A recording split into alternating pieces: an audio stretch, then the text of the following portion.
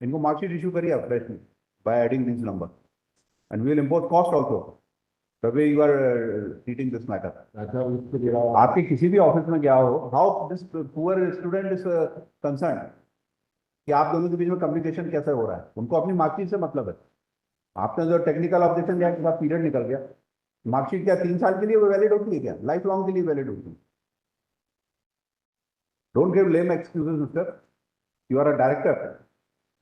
लेकिन ये सब लेटर 26 रीजनल डायरेक्टर की पोस्ट में आपको पिटीशन 4 पेज की पिटीशन में नहीं समझ में आएगी क्या कहना चाह रहे हैं और हमको क्या रिप्लाई देना है? नहीं नहीं, ऐसा नहीं होता। जो बन के आ गया वो चुप। आपका वकील होने का काम क्या?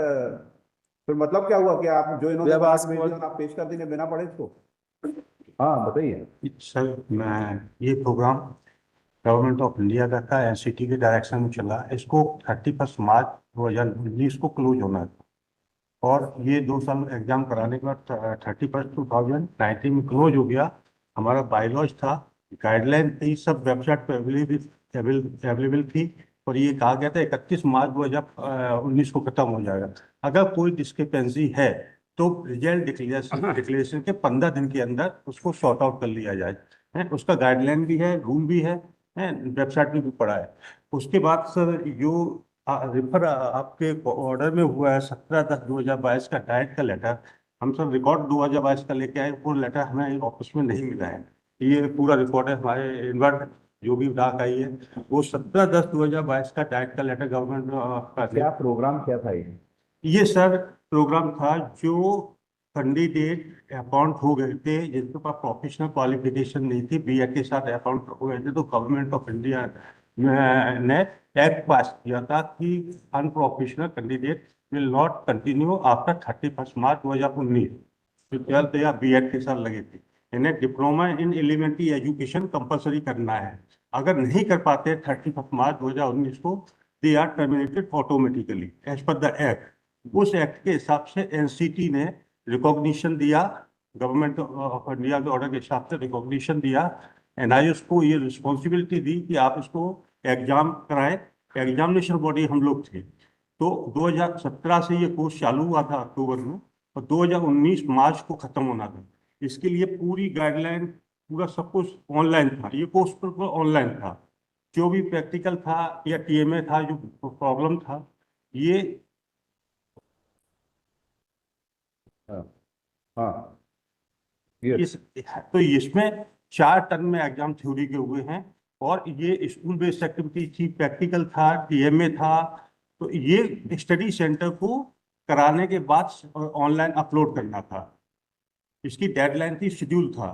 अगर मान लो कोई प्रॉब्लम आ रही थी तो रिजल्ट डिक्लेरेशन के 15 दिन के भीतर उसको ये स्टेट गवर्नमेंट के साथ नोट। आपका प्रोग्राम कब खत्म हुआ है? ये सर 31 मार्च 2019 को। बट इनके मार्कशीट में तो एग्जामिनेशन मंथ ईयर जनवरी 2020 लिखा हुआ है। इनको सर गवर्नमेंट ऑफ इंडिया ने जिन कैंडिडेटों ने अटेम्प्ट क्लियर नहीं कर पाया था उनको लास्ट चांस दिया था। ये जनवरी 2020 में एग्जाम हुआ था। एक लास्ट चांस दिया था कि उनको लार्ज स्केल पे कैंडिडेट ने ये कोर्स कंप्लीट नहीं कर पाया था।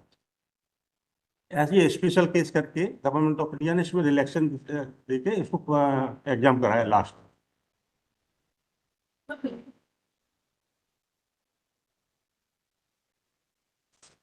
इसमें जितने भी स्टूडेंट्स है सर, वो they are already on teaching, already on teaching. ये P3 देखिए, ये 3/11/20 है कि क्या डेट लिखी हुई है इसमें? कब भेजा आपको? 3/11/20 को भेजा ना ये अनेक्चर P1 मलाड, हाँ? तो हमारी मार्क्स हैं अनेक्चर P1 मलाड, हाँ 10/4/19 को भेजा with in time Malad. Sir ये लेटर हमको और नहीं ये- मिला है। ये लेटर इन्होंने NIUS headquarter Respondent number Malad 7 already been provided the mark. Just send the report Malad to the Malad respondent 225. But ये एग्जाम में तो विद इन टाइम में ही बैठ गए थे ना? नहीं सर, ये बिल्कुल टाइमली बैठ गए, लेकिन अब ये हम क्लियर नहीं बता सकते टाइमली बैठे कि नहीं बैठे, क्योंकि स्टडी सेंटर बाहर था।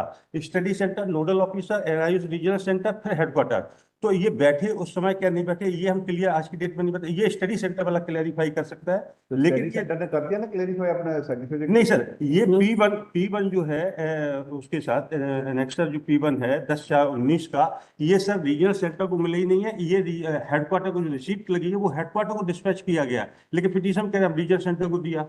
मला अनेक्चा P3 मला फाइनली सी मला 26/6/19 को दिया है। आप पहले अपनी बहस कर लो, क्या करूं? फिर बीच में मत बोलना आप जब। मलाडो, हाँ सॉरी मला, बोलिए।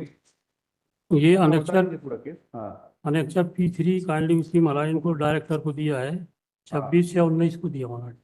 3/11/20 को दिया है ये सर्टिफिकेट है। नहीं, ये मार्क की लिस्ट है मला अनेक्चर 18 नंबर है ना ये 17 नंबर। P3 मला पेज 20, Page 20 is saying. दो ये डायरेक्टर को दिया मला जी। P4 P3 is on page 20, what should we say?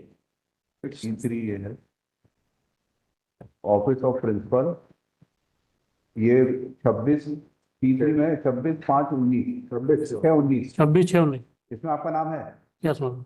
Number भी लिखे हैं। हाँ, नंबर मिले मला जी, ये गया है regional director central DLH Bhopal. Yes ma'am. My name is appear मला सीरियल नंबर 15 मला, 15 yes ma'am, Manoj Shankar. Yes ma'am. और विकेश सिंह का नाम क्या है?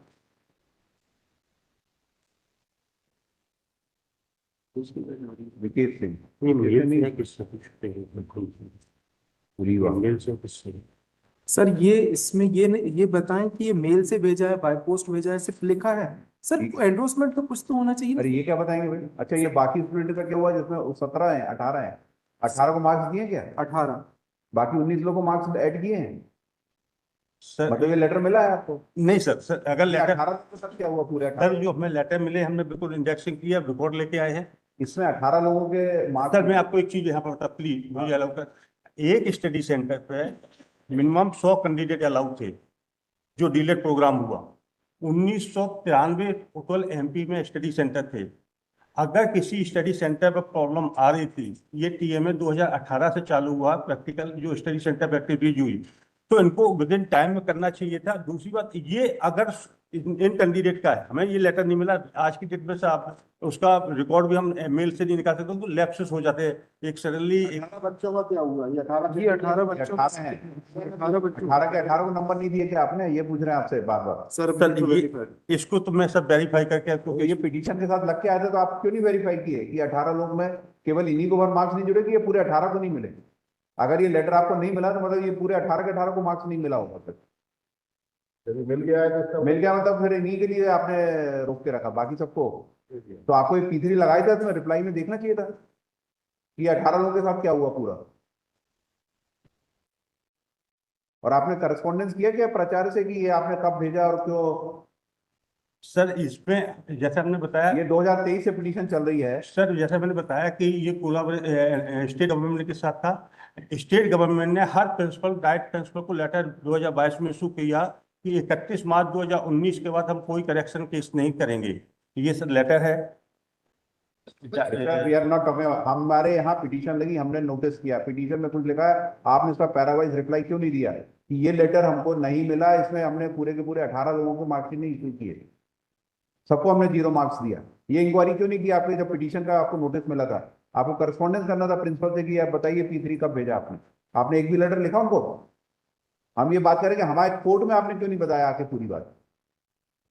रिप्लाई फाइल करने से पहले आपको पूरा इस मैटर को इन्वेस्टिगेट करना था, इंक्वायरी करना था। ये नहीं कि हमारा टाइम निकल गया तो हम कुछ नहीं करेंगे। हम जब वो कह रहा बैठा एग्जाम में उसके मार्क्स गए हैं तो उसको मार्कशीट मिलना चाहिए, आज नहीं 10 साल बाद भी मिलेगी उसको मार्कशीट, चाहे आपका प्रोग्राम खत्म हो गया हो चाहे आपका इंस्टीट्यूशन खत्म हो गया हो।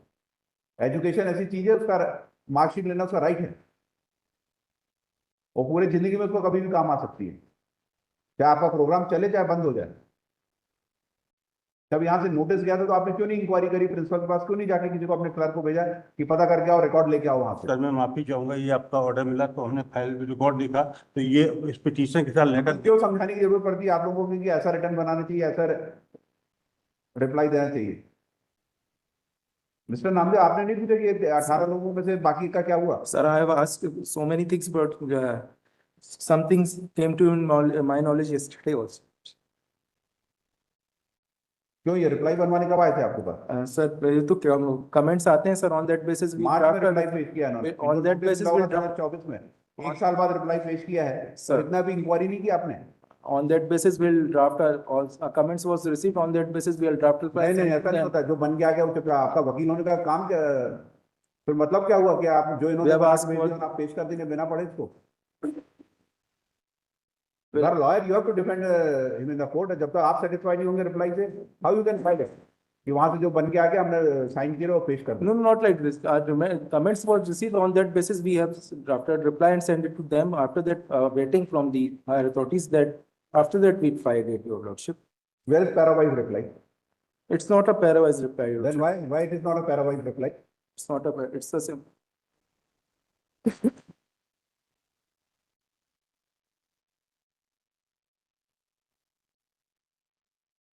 P3 की आपने क्या इंक्वायरी की?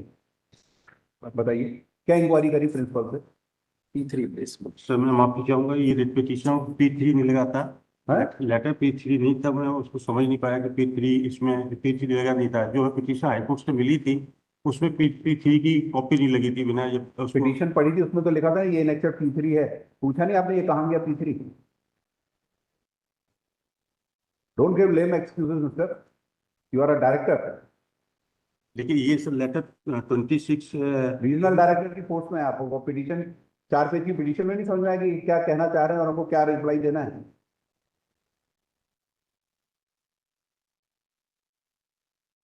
You are playing with the future of student. हाँ? आपके किसी भी ऑफिस में गया हो, how this poor student is concern कि आप दोनों के बीच में कम्युनिकेशन कैसे हो रहा है, उनको अपनी मार्कशीट से मतलब है। आपने जो टेक्निकल ऑब्जेक्शन दिया, उसका पीरियड निकल गया, मार्कशीट क्या 3 साल के लिए वो वैलिड होती है क्या? लाइफ लॉन्ग के लिए वैलिड होती है?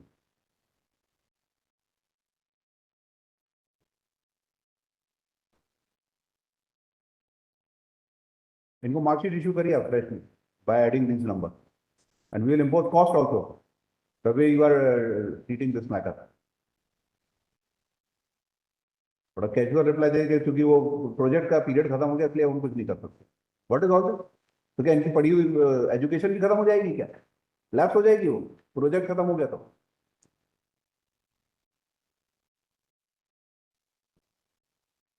चलिए इशू करिए फिर, will treat this valid document because you have not cross check and there unrebutted, आपने इसका डिनाई भी नहीं किया reply. At this mark and issue mark All three are same, है or 17, 18, 19 same. 93 Three is. 20, Sir. item number 20, MS Varisa Gildiar.